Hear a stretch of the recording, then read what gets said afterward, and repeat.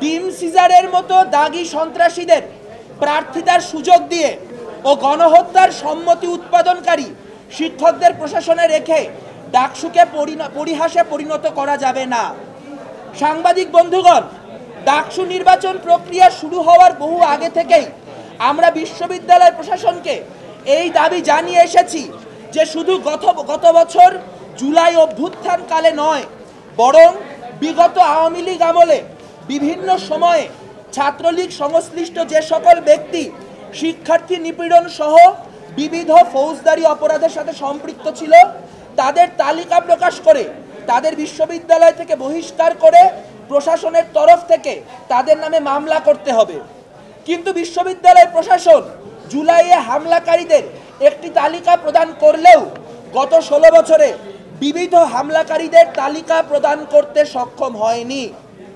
এই পরিস্থিতির সুযোগ নিয়ে সলিমুল্লাহ মুসলিম হল ছাত্রলীগের সাবেক যুগ্ম সাধারণ সম্পাদক কুখ্যাত সন্ত্রাসী জুলিয়াস সিজার তালুকদার ডাকসুর কেন্দ্রীয় সংসদে সহসভাপতি পদে মনোনয়ন তুলেছে ও জমা দিয়েছে।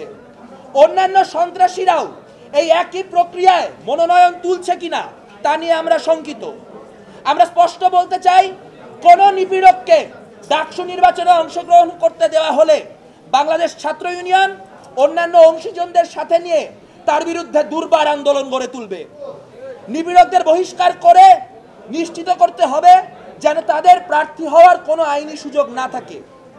আমাদের দৃষ্টিগোচর হয়েছে যে জুলাই অভ্যুত্থানের 1 বছর পার হয়ে গেলেও প্রশাসনের বহু গুরুত্বপূর্ণ জায়গায় এখনো নীল দলের শিক্ষকেরা অধিষ্ঠিত হয়ে আছেন।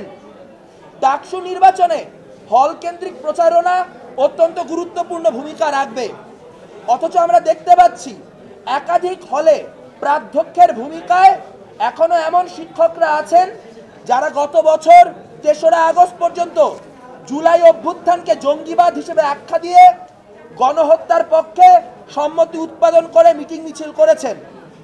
এদের মধ্যে 21 হলের প্রাধ্যক্ষ অধ্যাপক ডক্টর ইশতিয়াক এম সৈয়দ ও জসিমউদ্দিন হলের প্রাধ্যক্ষ অধ্যাপক ডক্টর মোহাম্মদ শাহিন খানের নাম উল্লেখযোগ্য।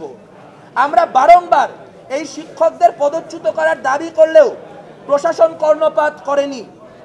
নির্বাচনকে কেন্দ্র করে এই ব্যক্তিরা যে অন্তর্ঘাতমূলক অবস্থা সৃষ্টির চেষ্টা করবেন না তার নিশ্চয়তা কেউ দিতে পারে না।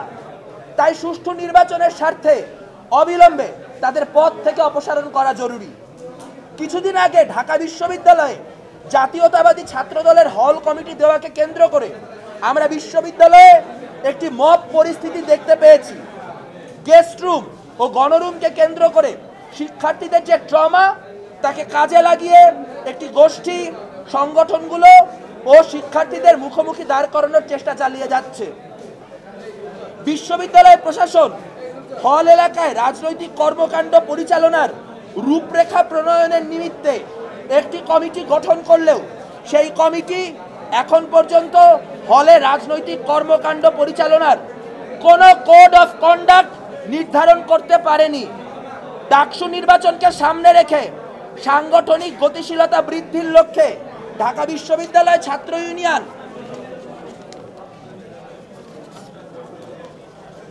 একাধিক হলে আহ্বায়ক কমিটি দেওয়ার পরিকল্পনা রাখে।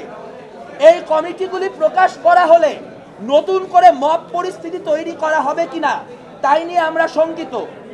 এমতাবস্থায় হলে রাজনৈতিক কার্যকলাপ পরিচালনার বিধিবিধান কি হবে তাই নিয়ে আমরা কমিটির তরফ থেকে একটি যৌক্তিক ও সুস্পষ্ট রূপরেখা চাই। ডাকসু নির্বাচনে শিক্ষার্থীদের অংশগ্রহণ নিশ্চিত করতে প্রশাসনকে কার্যকরী ভূমিকা গ্রহণ করতে হবে। নির্বাচনের আগ দিয়ে বেশ কিছু অনুষদ ও বিভাগের শিক্ষার্থীদের পরীক্ষা রাখা হয়েছে। এতে শিক্ষার্থীরা অনেকেই প্রার্থী হতে নিরুৎসাহিত হচ্ছেন। একই সাথে প্রার্থীদের বক্তব্য ও ইশতেহার শোনার ক্ষেত্রেও পরীক্ষা থাকার ব্যাপারটা নেতিবাচক প্রভাব রাখবে। তাই ডাকসু নির্বাচনের 15 দিন আগে থেকে সকল বিভাগে পরীক্ষা স্থগিত রাখতে হবে। বন্ধুগণ, আপনারা অবগত আছেন ঢাকা বিশ্ববিদ্যালয় প্রশাসন 2টি অনলাইন গ্রুপের পরিচালনাকারীদের সাথে বৈঠক করেছে। এই 2টি গ্রুপ দীর্ঘ সময় ধরে বিভিন্ন ব্যক্তি ও রাজনৈতিক সংগঠনের নামে অপতথ্যের প্রচার নারী শিক্ষার্থীদের হেনস্থা সহ বহুবিধ অগণতান্ত্রিক কাজে ব্যবহৃত হয়ে আসছে।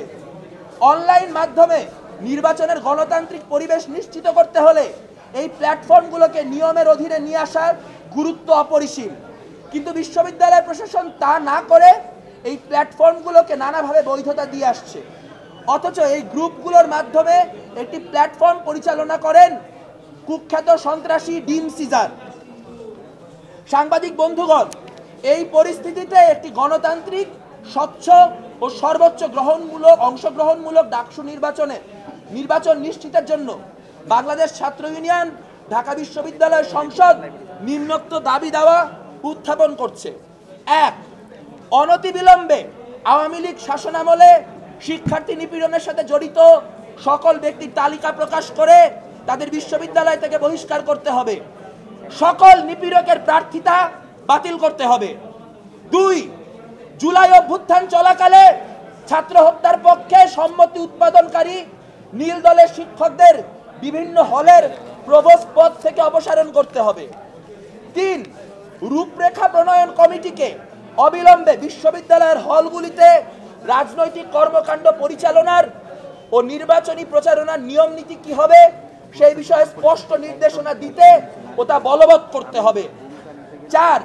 ডাকসু নির্বাচনে শিক্ষার্থীদের সর্বোচ্চ অংশগ্রহণ নিশ্চিত করতে নির্বাচনের অন্তত 15 দিন আগে থেকে সকল পরীক্ষা স্থগিত করতে হবে এবং নির্বাচনের দিন অনাবাসিক শিক্ষার্থীদের উপস্থিতি নিশ্চিত করতে বাড়তি পরিবহনের ব্যবস্থা করতে হবে। ভোট কেন্দ্রের অপর্যাপ্ততা দূর করতে হবে। 5. অনলাইন ভিত্তিক গুজব ও ডিসইনফরমেশনের বিরুদ্ধে বিশ্ববিদ্যালয় প্রশাসনকে শক্ত ব্যবস্থা নিতে হবে। বিশ্ববিদ্যালয়ের নাম ব্যবহার করে খোলা অথচ গুজব ও কুৎসা ব্যবহার করে এটি রাজনৈতিক গোষ্ঠীর এজেন্ডা বাস্তবায়নে রত সকল গ্রুপ ও পেজের বিরুদ্ধে প্রশাসনকে আইনানুগ ব্যবস্থা নিতে হবে। 6. ক্যাম্পাসে নানা ইস্যুকে কেন্দ্র করে মব পরিস্থিতি তৈরি হলে বিশ্ববিদ্যালয় প্রশাসন তা কিভাবে মোকাবেলা করবে তার সুনির্দিষ্ট রূপরেখা প্রণয়ন করতে হবে।